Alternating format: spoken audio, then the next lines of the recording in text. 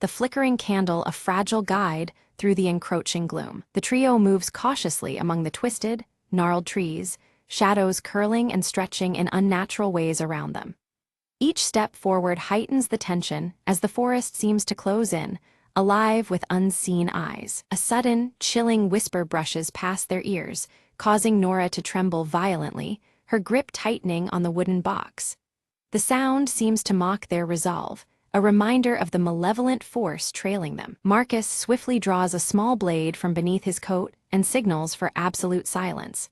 From just behind them, faint footsteps echo softly, each step deepening the dread surrounding their fragile group. Evelyn catches a brief glimpse of glowing eyes reflected in a broken shard on the forest floor. The realization strikes them all: the entity is dangerously close, its presence palpable and threatening. The church bells toll one final time, their somber notes hanging in the air before silence falls. This last toll signals the dire stakes.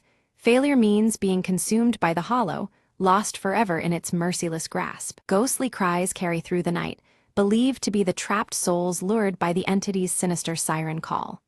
The mournful sounds chill the trio to their core, fueling both fear and determination. Nora slowly opens the wooden box to reveal an amulet, emitting a cold, eerie blue light that pushes back the enveloping darkness.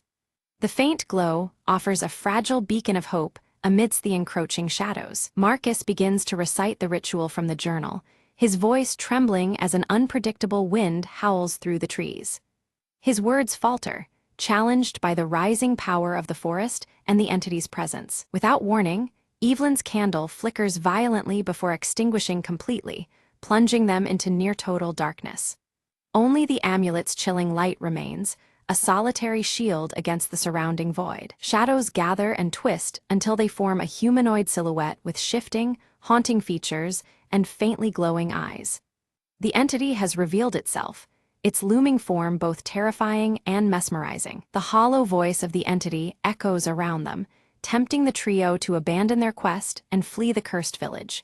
Its words drip with cunning malice, aiming to break their spirits and resolve. Steeling herself, Evelyn relights her candle using the amulet's glow, the flame flickering but holding strong. The brief flare of light weakens the entity momentarily, offering a slender chance to press on. Marcus steps forward, clutching the locket tightly as he invokes a name from the journal, an ancient word meant to bind the dark presence. His determination is clear, though the air cracks with tension and uncertainty. The entity recoils briefly, but quickly shifts tactics, morphing into haunting figures from each of their pasts. By exploiting their deepest fears, it seeks to unravel their unity and resolve. Nora struggles visibly as the entity takes the form of her lost brother, pleading for her to release her grip on the wooden box. Her conflict is palpable, torn between grief and the necessity of their mission. Evelyn's gaze flickers repeatedly as she catches fleeting glimpses of her reflection in the cracked mirror, which now pulses faintly with a reddish glow. The distorted image unsettles her, as if the mirror holds memories or warnings beyond its fractured surface. Suddenly, the mirror shatters violently, but instead of crashing to the floor, its sharp fragments remain suspended midair as if held by an invisible force. The flickering candlelight casts eerie shadows that dance around the floating shards, heightening the cryptic atmosphere. Among the suspended fragments, one reflects a hidden passage beneath the chapel that had previously gone unnoticed. This glimpse into the underground world appears only through the broken glass shards, suggesting a portal forged by shattered realities. Marcus, bruised but resolute, leads the trio toward the concealed entrance beneath the chapel. He clutches his worn journal tightly, and the old locket around his neck glints faintly in the dim light, anchoring their uncertain path forward. As they descend into the damp underground crypt, the amulet's light flickers erratically, uncertain amidst the oppressive darkness. The walls are carved with ancient symbols, their meanings lost to time but heavy with foreboding significance. A faint chanting echoes softly from deeper within the crypt, its ethereal tones pulsing rhythmically and hinting at the source of the hollow entity's dark powers. The sound swells as they approach, drawing them inexorably toward the heart of the crypt's mysteries. They encounter grotesque, twisted statues resembling long-gone villagers, their distorted features frozen in eternal warning. A shared unease settles over them as they realize that time itself behaves strangely in this subterranean realm, warping their sense of past and present. Without warning, the entity materializes again, its form dissolving into swirling darkness that lashes out to extinguish their flickering resolve.